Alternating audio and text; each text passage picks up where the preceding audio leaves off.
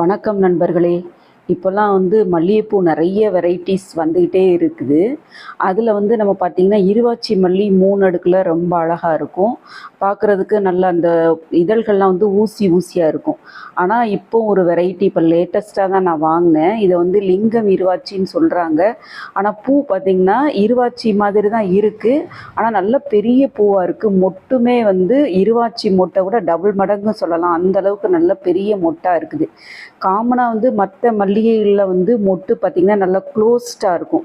இந்த மல்லிகையில் பார்த்திங்கன்னா கொஞ்சம் அந்த நுனியில் கொஞ்சம் க்ளோஸ்டாக இல்லாத மாதிரி தான் இருக்கும். இந்த க்ளோஸ்அப்பில் உங்களுக்கு காமிக்கிறேன் பாருங்கள். அந்த மொட்டு ஃபுல் கவர்டாக இருக்காது.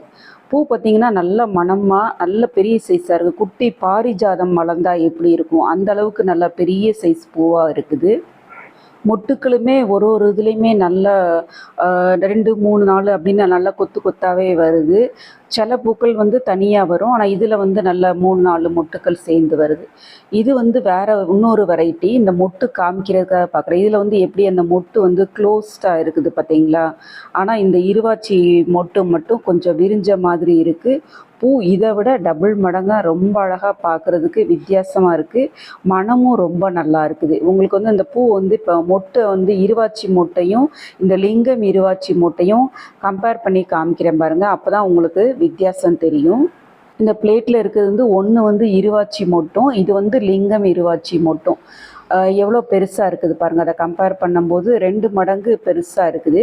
அந்த பூக்களையுமே உங்களுக்கு வித்தியாசப்படுத்தி காமிக்கிறேன் பாருங்கள். இந்த முதல்ல இருக்கிறது இது இருவாச்சி பூ, இது அந்த லிங்கம் இருவாச்சி பூ.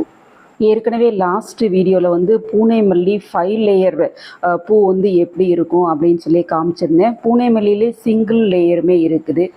இந்த மாதிரி நிறைய மல்லிகைப்பூ வெரைட்டிஸ் என்கிட்ட இருக்குது. அடுத்தடுத்த வீடியோக்களில் உங்களுக்கு காமிக்கிறேன். இந்த வீடியோ பார்த்த உங்களுக்கு எல்லாருக்கும் ரொம்ப நன்றி.